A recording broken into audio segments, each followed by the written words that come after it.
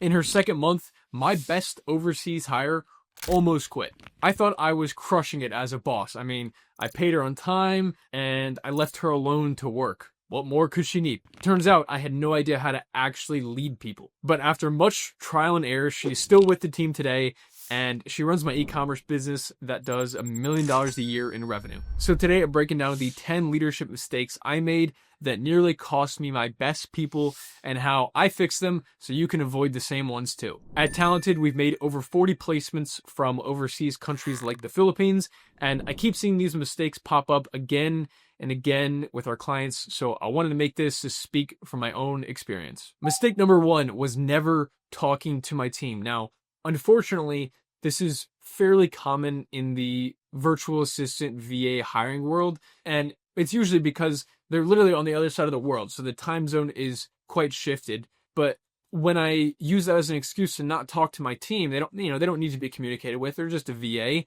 They ended up feeling invisible and alone, really, because they might have been working a office job previously, and now they're working from home from the benefits, but then they're just completely isolated, and so they felt alone in the job. So what I started doing was implementing systems to make it so I had to talk to my team, essentially. So we do bi-weekly one-on-ones. We do a monthly meeting where we recap the past month, plan for the next one, and my favorite one is the weekly game nights. Every Thursday we hop on, all of us, and just play like an online game for 30 minutes. And it creates that relationship because I found the loyalty does not come from the fact that I'm paying them a salary.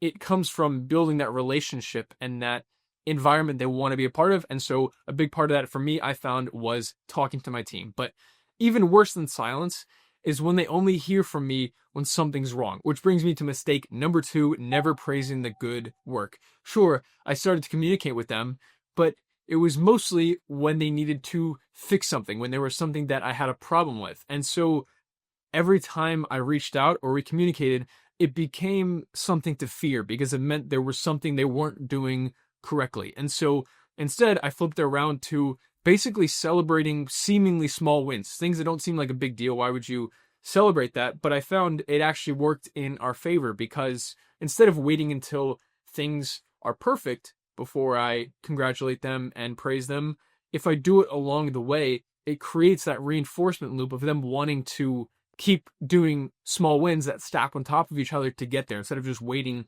until it's perfect. And it would make them feel good emotionally too, to like have something to be proud of in their work. So public recognition too, like I would do our daily wins channel in Slack I made to publicly recognize, but then also on those one-on-ones, giving that private recognition, something they can be proud of. And it also meant that when I did have constructive feedback to give them, they didn't take it personally because it was stacked on top of all this other goodwill that I built up from giving them so much praise, things to be proud of. But praise alone is not enough because if they don't know what good actually looks like, they're set up to fail, which brings me to mistake number 3, not letting them know the expectations.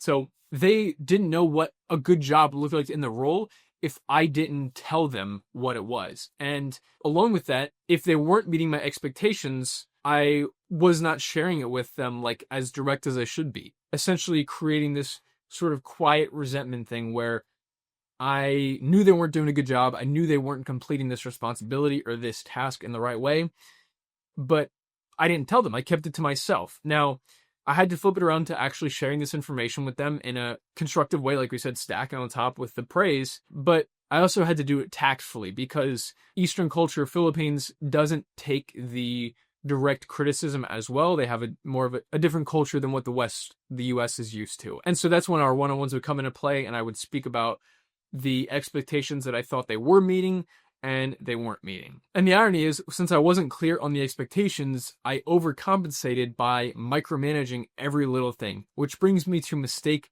number 4, instructing every minute of their day. At first, I was totally hands-off, not talking to them, not interacting with my team, and then I ended up overcorrecting and micromanaging everything they did because I wanted to make sure I got the most out of my investment, of course, but it ended up training them to need my direction on every single thing in their workday. Every micro decision, every micro task, I became the bottleneck because they had to run everything by me because that's what I was training them to do, is to always get permission from me. I didn't want a team where I had to correct every little thing they did. And It was difficult, but I had to let go of the exact how, like how they were going to spend every minute of their day, and essentially just rely on trust that I've built up with them, defining the bigger picture, where we want to go, and letting them work backwards on what it's going to take to get there. Even if it's not the exact way I would do it.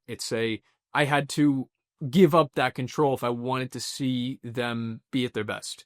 Because if they need micro instructions to work, they're not going to be a good fit long term. And in this micromanagement, I even went as far as using time tracking tools like Time Doctor, because I thought that's how I kept them accountable, but really it was killing trust, which brings me to mistake number 5, tracking their hours. Now, hours are a good thing to track if you don't actually know what doing well in the job looks like. It's an easy way to see if they're productive, but it doesn't actually measure the purpose of the role, what I'm hiring this talent for. It just measures how much time they're spending on it, which creates a culture of fake productivity, essentially.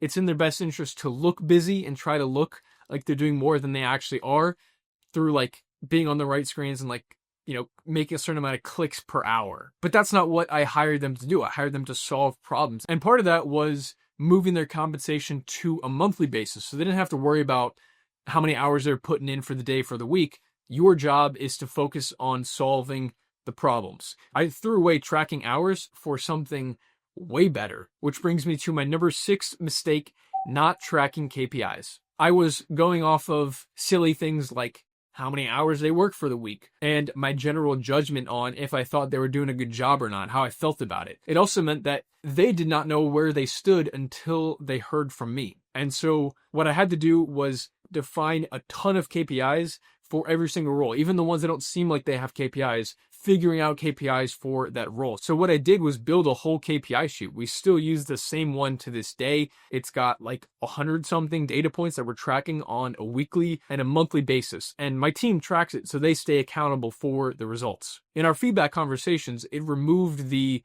interpretation and subjectiveness of it. It gave them objective measures on how to accomplish our goals better. And it gave them something to work towards, to increase this KPIs rather than just like a general, like, do a better job. But even if we're tracking the numbers, I can't expect them to push harder if there's no benefit to getting those numbers higher. Which brings me to number 7 mistake, not providing upside. Because if their earning potential is capped, it's limited to their base salary, then it's in their best interest to keep the job longer, to stay at a mediocre level, fly under the radar essentially, so they can keep earning for months to come, instead of pushing harder because it's in their best interest to do so. And in the business now, I'm always finding ways I can do this, provide different ways of upside for my team financially so that our incentives are aligned. So determining what the most important KPIs, like 2 to 3 KPIs for that specific role, and giving financial upside in optimizing those and making those go higher month over month. A lot of that is centered around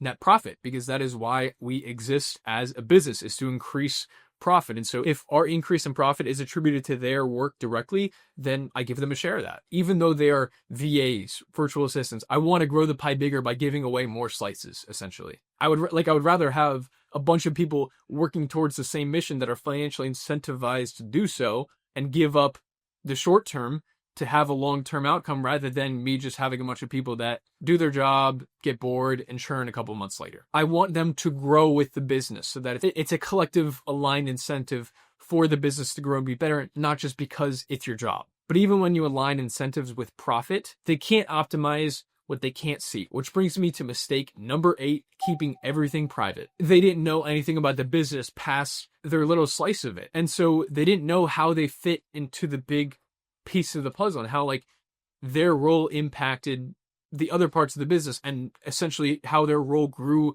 the profit of the business. And so what I did was gave them access to all the documents, including financial transparency. Every month we do a expense and profit audit to go through and see where can we cut costs and what's our profit looking like? How can we increase that number? Because if I want them to be incentivized by that, they have to know what goes into that number. And now my team reports to me on the finances, on the KPIs. They tell me what needs to be changed and what we can improve on, which keeps them accountable to it. Instead of me just saying like, yeah, here's what our numbers are. It's like, they're going to take more responsibility for it. If they're the ones reporting on it, and they're the ones incentivized to increase them. Now, transparency is great, but if my team doesn't know where we're headed, they're just kind of busy instead of productive. Which brings me to number 9, a mistake: not setting the vision. Sure, I would hand them the softwares and I would hand them the SOPs, but they didn't know where they slotted in the whole big puzzle and the downstream effects of